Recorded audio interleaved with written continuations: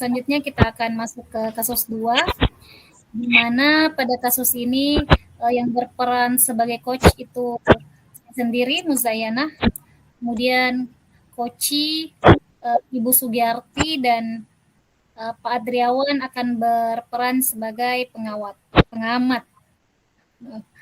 Adapun kasusnya, seorang murid bercerita jika dia merasa diperlakukan tidak adil oleh seorang guru. Guru tersebut membuka les privat dan sebagian murid di kelas mengikuti les privat tersebut. Kecuali murid tersebut yang tidak mengikuti. Murid itu akhirnya merasa tidak nyaman ketika guru sering menyindir murid yang tidak ikut les privatnya. Bahkan, murid tersebut juga merasa bahwa nilai yang diberikan pun tidak adil. Para murid yang mengikuti les tersebut mendapatkan nilai yang lebih baik dari dia. Nah, kami akan kemudian melakukan praktek coaching. Jadi skenarionya diawali dengan pada saat jam pelajaran berakhir, wali kelas coach di mana wali kelas menghampiri seorang anak yang menurutnya terlihat berubah karena biasanya anak ini sangat ceria namun belakangan terlihat agak murung dan sering menyendiri. Ya, kita mulai. Rina, bisa ke ruangan Ibu sebentar, Nak? Ibu. Baik, Bu. Kebetulan Rina juga butuh seseorang untuk berbicara, Bu. Oh, kebetulan sekali kalau begitu. Ayo kita ke ruangan Ibu. Terima kasih, Bu. Silakan duduk, Nak. Terima kasih, Bu. Ya, jadi apa yang sebenarnya ingin Rina sampaikan ke Ibu? Maaf sudah mengganggu waktunya Ibu. Saya sebenarnya bingung, Bu, mau cerita kepada siapa terkait masalah yang sedang saya hadapi, Bu. Kenapa mesti bingung, Nak? Ibu kan wali kelas Rina. Jadi tidak usah merasa bingung atau ragu jika hendak bercerita. Sebenarnya, Ibu memanggil Rina ke sini karena Ibu lihat belakangan ini Rina nampak murung dan sering menyendiri. Ternyata, kamu memang punya masalah ya, Nak. Sekarang, coba ceritakan apa yang menjadi masalah Rina. Iya, Bu. Saya merasa risih dan tidak nyaman dengan mata pelajaran matematika. Olehnya itu, saya membutuhkan Ibu agar kiranya saya bisa keluar dari masalah yang saya hadapi ini, Bu. Oh, seperti itu. Jadi, setelah di akhir diskusi kita nanti, apa yang Rina harapkan dengan perbincangan kita ini? Saya berharap saya bisa keluar dari permasalahan saya ini, Bu. Saya merasa terasing kelas saya sendiri belakangan ini, Bu. Baiklah, Ibu akan bantu sebisa Ibu untuk menemukan solusi terbaik dari masalah Rina. Asal Rina mau terbuka untuk menceritakan secara detail. Baik, Bu. Nah, sekarang coba ceritakan kepada Ibu. Apa yang saat ini kamu rasakan? Saya merasa sedih dan kecewa, Bu. Saya karena saya merasa diperlakukan oleh Bu Ramlah. Oh, diperlakukan tidak adil. Kenapa kamu berpikir seperti itu? Jadi sebenarnya seperti ini, Bu. Ibu Ramlah membuka les privat matematika, dan sebagian besar teman-teman di kelas saya mengikuti les privat tersebut, kecuali saya.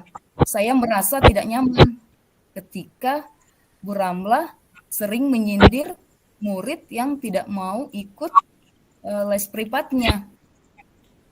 Oh, begitu. Selain merasa risih dan tidak nyaman, hal apa lagi yang kamu rasakan? Iya, Bu. Saya juga merasa bahwa nilai yang diberikan tidak adil. Karena murid yang mengikuti les privat di matematika nilainya lebih baik daripada saya. Padahal sebelumnya saya selalu mendapatkan nilai tertinggi di kelas. Apa benar Bu Ramla tidak adil memberi nilai? Mengapa kamu berpikir demikian, Nak? Saya rasa saya sudah menjawab soal-soal yang diberikan, Bu, dengan benar. Tetapi nilai yang saya dapatkan tetap rendah, Bu. Jika boleh Ibu tahu, langkah apa yang sudah Rina lakukan selama ini untuk mengatasi masalah-masalah ini? Selama ini, saya merasa sudah maksimal belajar dan selalu mengulang pembelajaran yang diberikan oleh Bu Ramla, Bu. Jadi, menurut saya, nilai rendah itu karena saya tidak ikut les privat matematika dari Bu Ramla, Bu. Oke. Menurut Rina, apakah persepsi Rina tentang Ibu Ramla itu sudah betul? Ya, mungkin saja, Bu. Apakah hal tersebut membuat Rina nyaman? Tidak, Bu. Saya merasa tidak nyaman dan merasa sedih dengan apa yang saya pikirkan mengenai persepsi saya terhadap Ibu Ramla. Bagus. Jadi, apa yang menurut Rina harus Rina lakukan lagi untuk bisa membuat Rina nyaman kembali dan tidak sedih lagi? Saya akan berusaha membuat pikiran negatif saya, Bu. Saya juga akan berusaha berpikir positif tentang Ibu Ramla. Betul sekali, Nak. Selain itu, apalagi langkah yang akan Rina ambil untuk keluar dari masalah ini? Saya juga akan giat belajar dan akan membuktikan kepada Bu Ramla bahwa meskipun saya tidak ikut les privat, namun saya bisa berprestasi di mata pelajaran matematika, Bu. Wah, bagus sekali rencana kamu, Nak. Lalu, apa komitmen Rina untuk menjalankan rencana ini? Rina akan mencoba berusaha komunikasi dengan Bu Ramla secara intens dengan mengambil hatinya, Bu. Dan saya juga berkomitmen untuk lebih meningkatkan prestasi belajar matematika saya, seperti itu, Bu. Wah, mantap sekali, Rina. Siapa yang akan kamu libatkan untuk menjalankan rencana ini? Saya akan menyampaikan kepada Nurul, Bu, untuk selalu mengingatkan saya untuk terus belajar dan berlatih soal-soal matematika. Saya juga akan meminta ibu dan kakak saya agar senantiasa mengingatkan saya di rumah untuk mengulangi pelajaran yang telah diberikan. Seperti itu, Bu. Bagus sekali, Nak. Semoga rencana kamu bisa membuat kamu kembali ceria dan aktif kembali ya. Baik, Bu. Terima kasih sudah bersedia mendengarkan keluh kesah saya, Bu. Saat ini saya sudah merasa lega mengungkapkan masalah saya ke Ibu. Ya, Nak. Terima kasih juga ya sudah mau terbuka. Ya, Bu.